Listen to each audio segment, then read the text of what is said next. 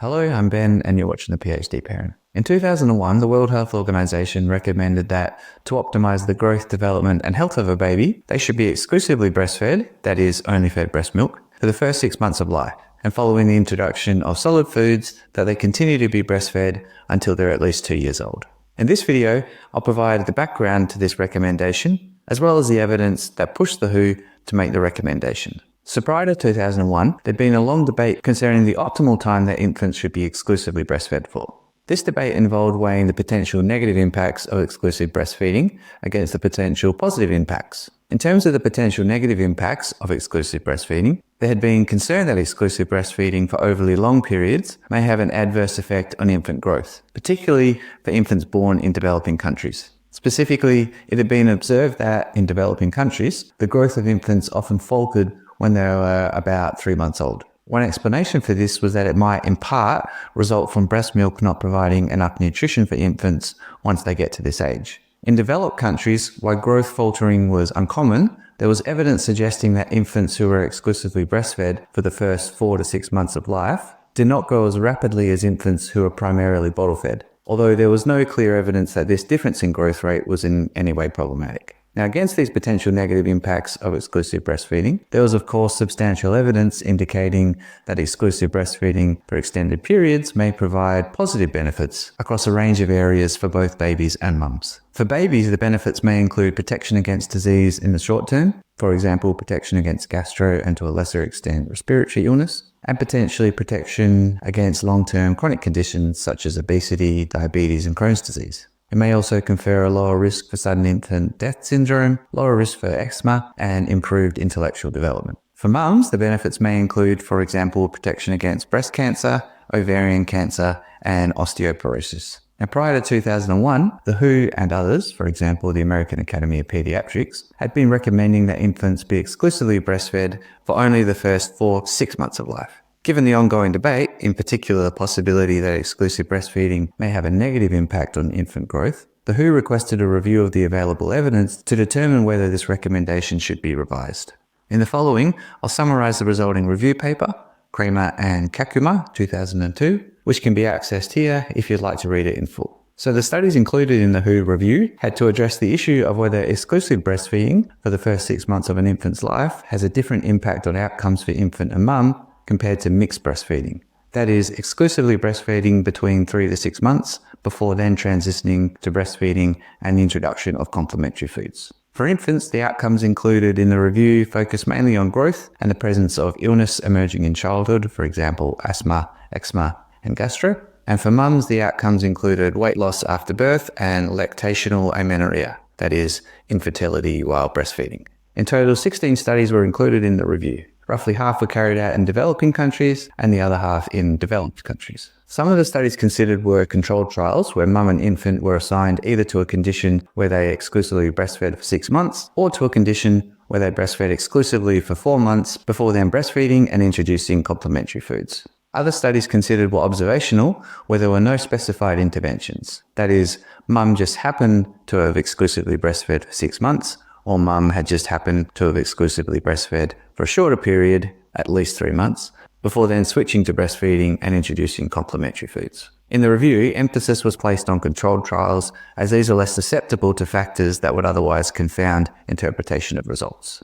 And here are the results of the review. First of all, findings from developing countries. So there were 2 controlled trials that compared exclusive breastfeeding versus mixed breastfeeding in developing countries. In terms of infant growth, there was no evidence of any difference in weight gain or length gain between the 2 breastfeeding groups. In terms of infant illness, there was also no differences between the breastfeeding groups when considering the number of days in which the infant had a fever, cough, stuffy nose, or diarrhea. The studies also considered infant motor development. There was some evidence that exclusively breastfed infants crawled at an earlier age than mixed breastfed infants, roughly 1 month earlier, but there was mixed evidence when it came to walking, with data from one study suggesting that exclusively breastfed infants may walk sooner, and the data from the other study suggesting that they may walk later than mixed breastfed infants. However, when you collapsed across the studies and considered the data together, there was no difference between the 2 breastfeeding groups. For mums, those who were in the exclusive breastfeeding group lost more weight than those in the mixed breastfeeding group. However, this was not a huge difference, about half a kilo on average. And finally, there was some suggestion that exclusively breastfeeding mums may take longer to resume having periods compared to mixed breastfeeding mums, which is considered a good thing. And these studies also reported findings related to blood functioning of infants, but that sort of stuff is too far out of my wheelhouse, so I'm just not going to touch it. When looking at observational studies conducted in developing countries, in terms of infant growth, there was no evidence of any difference in weight gain or length gain between the two breastfeeding groups.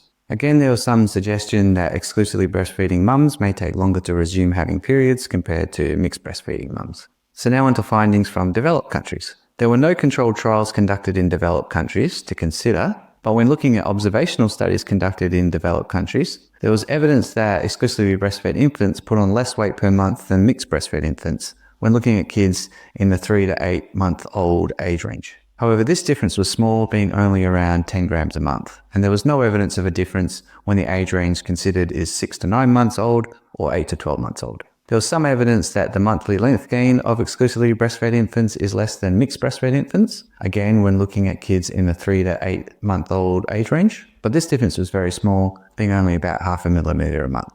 Again, the difference was no longer evident when the age range considered is 6 to 9 months old, and when the age range considered is 8 to 12 months old, the difference reverses, with the monthly length gain of exclusively breastfed infants being more than mixed breastfed infants, about 10 millimeters a month. There was also a whole bunch of results relating to weight for age, weight for length, and head circumference. And while there are a few differences between the two breastfeeding groups, with these mainly in terms of weight for age favoring mixed breastfed infants, the differences were again small. In terms of infant illnesses, there were no differences between the breastfeeding groups when considering the presence of allergies, for example, eczema, food allergy, and asthma, by the time kids were 5 years old. Though possibly a slightly reduced risk of pollen allergy in exclusively breastfed infants. There was also no difference in the risk of infants having an ear infection or a respiratory infection, though exclusively breastfed infants had a reduced risk of being hospitalized for a respiratory infection. And finally, the exclusively breastfed infants had a reduced risk of gastroinfection in the first year of life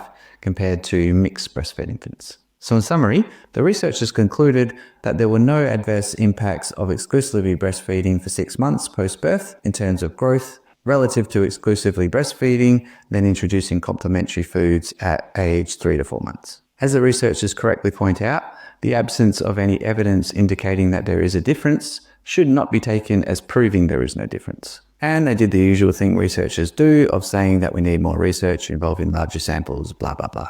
But ultimately, because there was no evidence of any adverse impact of exclusive breastfeeding for the first 6 months of life, it was argued that it would be appropriate to increase the recommended duration of exclusive breastfeeding from 4 to 6 months to 6 months. And that's where things have stayed ever since. So that's it for the origins of the WHO's recommendation. If there's anything I've gotten wrong, any important research I've overlooked, or if you have any questions, then feel free to get in touch. Otherwise, happy parenting.